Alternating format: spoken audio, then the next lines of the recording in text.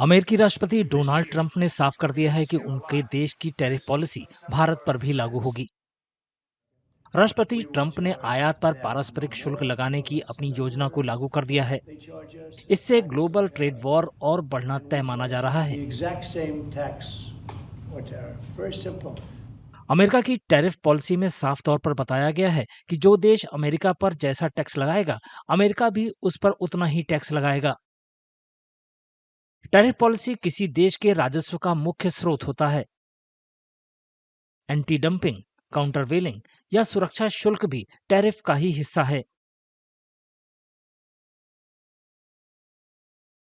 It is America's right to consider tariffs on countries that it feels are high tariff countries, as Trump himself has said.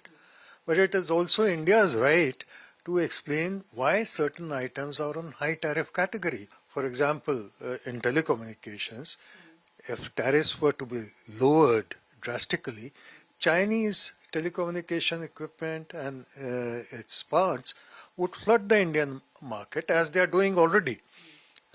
So that incidence would increase by twofold or threefold, killing Indian budding market.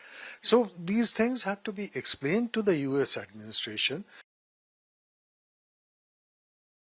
2021 से 2024 के दौरान America Bharat का सबसे बड़ा व्यापारिक भागीदार रहा। वित्तीय वर्ष 2024-25 में अप्रैल से नवंबर के बीच दोनों देशों का द्विपक्षीय व्यापार 82.52 बिलियन अमेरिकी डॉलर रहा था। दोनों देशों के बीच ट्रेड डिफरेंस 23.26 बिलियन अमेरिकी डॉलर का रहा, जो भारत के पक्ष में है। India's high tariffs, as they call it, on certain American products have been a long-standing concern for the United States. So this is not the first time that Mr. Trump has been talking about it. Secondly, of course, he's now said he will impose reciprocal tariffs. And this obviously would lead to increased costs for Indian exporters into the US and could make our goods potentially less competitive for the US market. And especially in sectors where we have a significant export volume to the US, such as textiles, pharmaceuticals, and IT services, you may expect impact. यहाँ ये समझना भी जरूरी है कि America को tariff क्यों लगाना पड़ा। ये टैरिफ दूसरे देश से मंगाए गए सामान को महंगा करने, घरेलू निर्माण को बढ़ावा देने और रोजगार बढ़ाने के उद्देश्य से सभी देश लगाते हैं। टैरिफ से कुछ नुकसान भी होते हैं। इससे घरेलू उद्योग के लिए जरूरी कच्चा माल महंगा हो जाता है।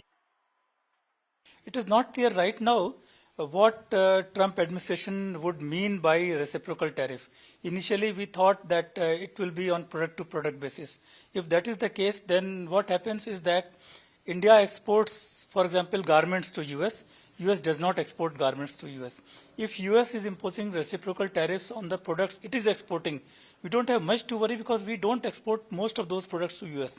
So in that context, India doesn't need to worry. But this is not clear whether the US will be considering sectors or products or what will be the consideration for this. So until that clarity is there, it is difficult to say. Bharat के कुल माल निर्यात में America की हिस्सेदारी लगभग 18%, आयात में 6.22% और द्विपक्षीय व्यापार में 10.73% है।